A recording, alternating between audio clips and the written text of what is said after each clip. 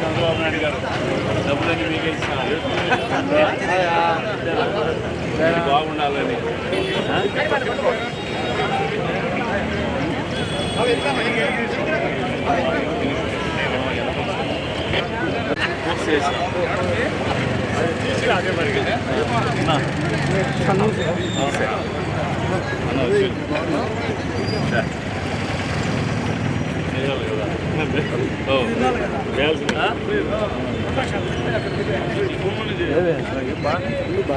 వాళ్ళు రావాలా మా ఆటో వాళ్ళు. అది కదా ఫోటో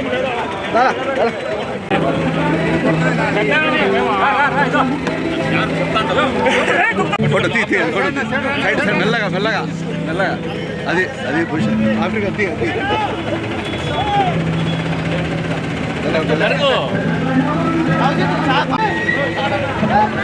బాలకృష్ణ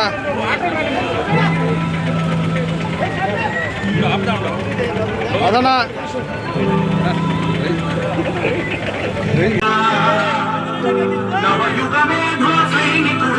సమయము తెలియని సేవకుడా యువరావ్యాంగకు కరటిని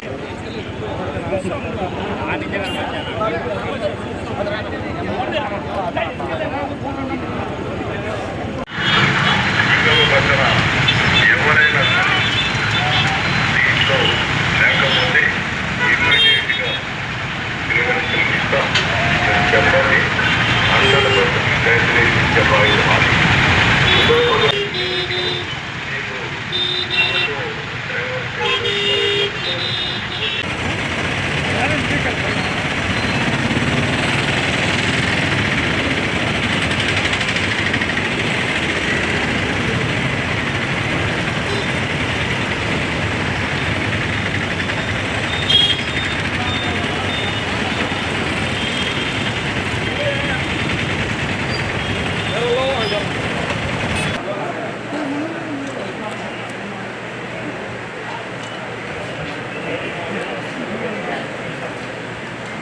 వారికి అభినందనలు తెలుపుతారు. దయచేసి ప్రతి ఒక్కరూ కూర్చోవాలి. మెగా చెక్ డిస్ట్రిబ్యూషన్ ఉంటుంది, ఏర్పాటు చేశారు. ఇప్పుడు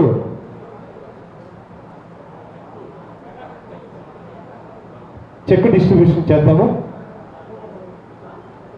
కూడా విపరీతంగా వస్తున్నారు. ఆయన అదనం ఏదైతే మేనిఫెస్టోలో పెట్టి నేను ప్రజలకు చేస్తానని చెప్పి స్త్రీ శక్తి ఇవ్వడం జరిగింది. అన్నా క్యాంటీన్లు ప్రతి పేదవాళ్ళు కూడా అన్నము తినేదానికి 15 రూపాయలకు నాణ్యమైన భోజనం ఇవ్వాలనే ఉద్దేశంతో సెలవు తీసుకుంటున్నా. జై హింద్. ధన్యవాదాలు సార్ హరిప్రసాద్ గారు. ఈ సమయ పాలనకి సభ్యులందరికీ కూడా స్వాగతం ఇస్తాను. ఈరోజు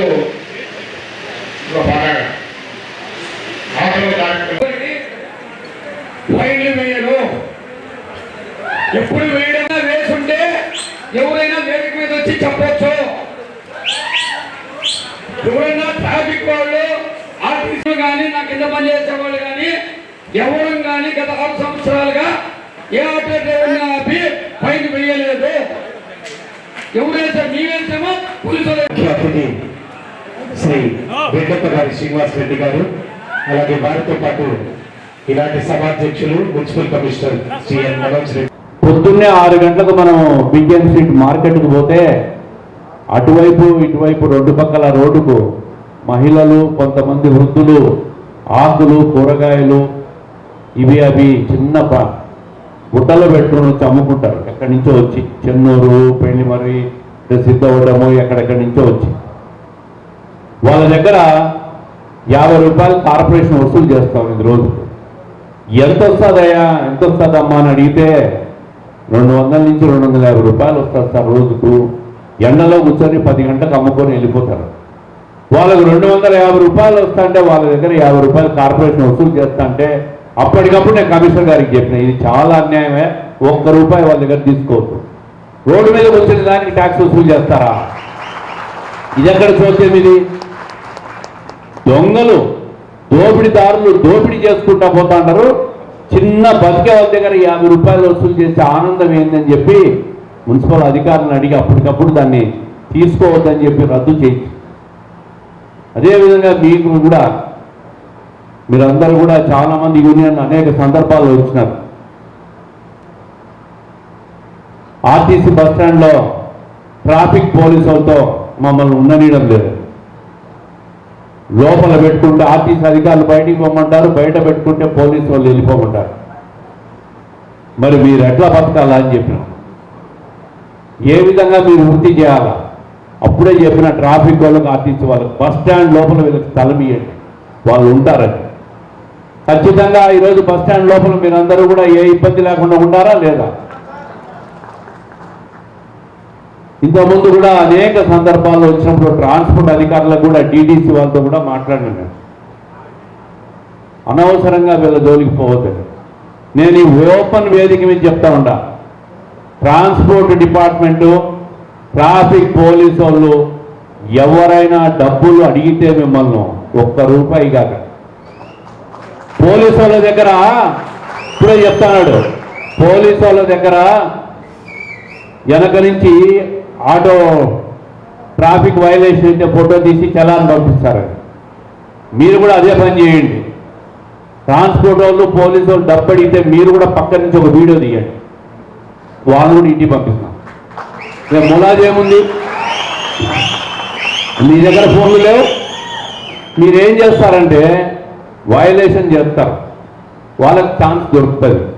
₹1000 ఫైన్ వేస్తాడు, బేరం చేసుకుంటే పోలీసు ఒక ₹100 ఇచ్చే నేను పోతా అంటాడు. 1000 కంటే 100 మేలు లేని ఇచ్చిపోతారు. ఎందుకు? చట్టాలను గౌరవించండి, క్రమశిక్షణ పాటించండి. మీ జోలికి వచ్చేవాడు ఎవడు? ఈరోజు ప్రభుత్వం మీ కష్టాలు గుర్తించే కదా ₹15,000 ఇస్తా ఉంది. ఇంత కష్టపడి మీరు సంపాదించుకుంటా ₹15,000 ప్రభుత్వం ఆదుకుంటా అంటే, మీరు ట్రాఫిక్ పోలీసు వాళ్ళకు ఆర్టీఓ వాళ్ళకు భయపడి మీరు వైలేషన్ అన్ని చేసి మీరు ఉన్న సంపాదించిన డబ్బు ఎదుల లాభం గుద్దల భయని పోగొట్టుకుంటారు. ₹1 కానీ ఎందుకు ఇస్తారు? ఏం బాకీ వాళ్ళకు జీతం వస్తుంది, ప్రభుత్వం జీతం ఇస్తుంది, మళ్ళీ మనం జీతం ఇవ్వాలనా? ఏం అవసరంలే. మీరు క్రమశిక్షణ పాటించండి, చట్టాలను గౌరవించండి. మీకేదైనా నగరంలో ఎక్కడైనా ట్రాఫిక్ కూడల్లో పోలీసులు ప్లేస్ ఇవ్వాలన్నా, ట్రాఫిక్ వాళ్ళు ఇవ్వాలన్నా, కార్పొరేషన్లు ఇబ్బంది ఉన్నా మీ అసోసియేషన్ అందరు రాండి. అధికారులను కూడా పిలుచుకున్నాం, ఆర్టీఓ వాళ్ళను, ట్రాఫిక్ వాళ్ళను, పోలీసు వాళ్ళను, కార్పొరేషన్ అధికారులను అందరం కూర్చొని టౌన్లో ఎక్కడెక్కడ కూడళ్లలో మీకు ప్లేస్లు ఇవ్వాలో ఇప్పించి తీరుతాం. మేము ఎప్పుడు ఎక్కడ ఇబ్బంది వచ్చినా మీకు నిరంతరం మేము పనిచేస్తాం మీకోసం. ఈరోజు ఆటోలకు గత ప్రభుత్వం ఓనర్లకు డబ్బిచ్చింది, ఓనర్లు బాడిగలకు ఇచ్చినారు. నిజంగా ఆటో తోలే బ్యాడ్జ్ ఉన్న డ్రైవర్కు లాస్ట్ పోయిన ప్రభుత్వం లబ్ధిదారుల ఎంపికలో తప్పులు చేసినారు. ఈరోజు ఈ ప్రభుత్వం నిజంగా ఆటో నడిపే వ్యక్తికి, లైసెన్స్ ఉన్న వ్యక్తికి, బ్యాడ్జ్ ఉన్న వ్యక్తికి ఈరోజు సంక్షేమ పథకాన్ని అందిస్తుంది. ఈ కోర్టు ఇది మీ గుర్తింపు, ఇది మీరు వేసుకోవాలి. ఇది వేసుకోకుండా అంటే ట్రాన్స్పోర్ట్ వాళ్ళు, ట్రాఫిక్ వాళ్ళు వచ్చి ఫైన్లు వేస్తారు. ఎందుకు అవకాశం ఇవ్వాలి? మీరు వాళ్ళకి ఎందుకు అవకాశం ఇవ్వాలి? ఇది వేసుకునే దానికి మీకు ఇబ్బంది ఏముంది? ఇది వేసుకోండి, ధైర్యంగా ఉండండి. మీకు ఏ కూడల్లో పెడితే ఆ కూడల్లో ఆటో పెట్టండి. మీరందరూ ఐకమత్యంగా ఉండండి, ప్రజలను గమ్యస్థానాలకు సేఫ్టీగా చేర్చండి. మీకు ఏ ఇబ్బంది వచ్చినా మేము ఉంటాం. అదే కాకుండా ఈ మధ్య నగరంలో చూస్తూ ఉన్నాం, గాంజా సప్లైలు ఎక్కువగా ఉన్నాయి. ఈ ప్రభుత్వం వచ్చినాక తగ్గింది. ఇది కూడా మీకు తెలియకుండా ఆటోలో కొంతమంది వ్యక్తులు ట్రాన్స్పోర్ట్ చేస్తూ ఉంటారు. అది మీరు గమనించలేక ఎవరో ప్యాసింజర్ వచ్చినా లేని ఎక్కించుకుంటారు. దానివల్ల ఎక్కడో చోట పోలీసు వాళ్ళు ఆఫీస్ చెకింగ్ చేసినప్పుడు దొరికితే ఆటోలు కూడా జప్తు చేస్తారు. అందుకు ఎక్కించేటప్పుడు కూడా వ్యక్తులు ఎవరు ఏంటి ఒకసారి గమనించాలి. అనవసరంగా మీరు బలైపోతారు. చట్టాన్ని గౌరవించండి, క్రమశిక్షణ పాటించండి. ట్రాన్స్పోర్ట్ అధికారులు కానీ పోలీసు అధికారులు నియమ నిబంధనలు పాటించండి, మీ జోలికి వచ్చేవాడే ఉండడు. అప్పుడు మీరు ధైర్యంగా మీకు వెనక నుంచి కెమెరా కొట్టేట్టు మీరు కూడా వాళ్ళు లెక్కడితే కెమెరా కొట్టేయండి. ఏం భయం లేదు, భయపడాల్సిన అవసరమే లేదు. వాళ్ళు ఒకరిద్దరు అధికారులు ఉంటే మీరు 3,000 మంది 5,000 మంది ఉన్నారు ఇక్కడ, మిమ్మల్ని కూడా వాళ్ళు కూడా ఇంటికి పంపిస్తాం. ఏమి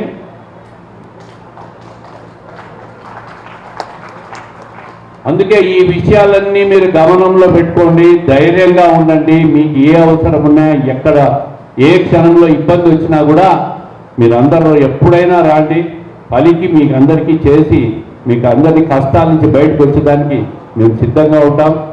మీ గురించి ఎన్నికల్లో చెప్పకపోయిన హామీలు కూడా అమలు చేసింది. ఇది గుర్తు పెట్టుకోవాలి, మీరు ఇది గుర్తు పెట్టుకోవాలి. ప్రజలకు మెమరీ తొందరగా లాస్ అవుతుంది, అంటే మర్చిపోవడం మొదలు పెడతా ఉన్నారు. 2014 నుంచి 19 కాలంలో చంద్రబాబు నాయుడు గారు ఈ రాష్ట్రం కోసం, విడిపోయిన రాష్ట్రం కోసం పడిన కష్టాలు, రాష్ట్రాన్ని గట్టెక్కించడానికి ఆయన చేసిన కృషి, 19 నుంచి 24 మధ్యలో కూడా ఆయనను ముఖ్యమంత్రిగా కంటిన్యూ చేయించింటే ఈరోజు ఈ రాష్ట్రం ఎక్కడికో పోయేది, ఎంతో అభివృద్ధి చెందేది. ఒక్కసారిగా 19 నుంచి 24 మధ్య ప్రభుత్వం మారింది. ఒక్క ఛాన్స్ అని చెప్పి దోపిడీదారుల అధికారంలోకి వచ్చి 30 సంవత్సరాల రాష్ట్రాన్ని వెనక్కి తీసుకుపోయినారు. మళ్ళీ ఆ పరిస్థితి రాకూడదు. 29లో కూడా మళ్ళీ ఈ కూటమి ప్రభుత్వాన్ని మీరు అధికారంలోకి తీసుకురావాలి. ఆ రోజు అవసరమైతే చంద్రబాబు నాయుడు గారు 15,000 కాకుండా 30,000 మళ్ళీ ఇస్తాడేమో మీకోసం. సంపద సృష్టిస్తా ఉంటే ప్రజలకు పంచుతాడు ఆయన. ప్రజల కోసం పనిచేస్తున్న ప్రభుత్వం ఇది, పేదల కోసం పనిచేస్తున్న ప్రభుత్వం అని చెప్పి పదే పదే చెప్తున్న విషయాన్ని మీరు గుర్తు పెట్టుకోవాలా. ఈ ప్రభుత్వాన్ని మీరు ఆశీర్వదించాలా. ఈ ప్రభుత్వం మీకోసం పనిచేస్తుందనే విషయాన్ని మీరు గుర్తు పెట్టుకొని మళ్ళీ మళ్ళీ ఒక మంచి పరిపాలనా దక్షుణ్ణి పీఠం మీద కూర్చోబెట్టుకున్నప్పుడే మీరు కూడా, మీ జీవితాలు కూడా శ్రీరామ రక్షగా ఉంటాయని నేను తెలియజేస్తూ